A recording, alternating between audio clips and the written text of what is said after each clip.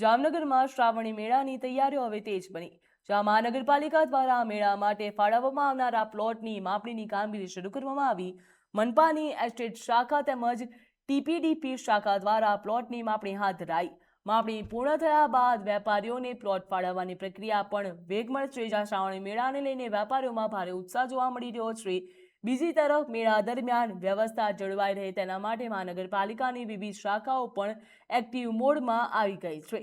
મેળા પૂર્વે પ્લોટ ફાળવણી સહિતની તૈયારીઓને સમયસર પૂર્ણ કરવાના મનપા દ્વારા કામગીરીને ગતિ પણ આપવામાં આવી રહી છે।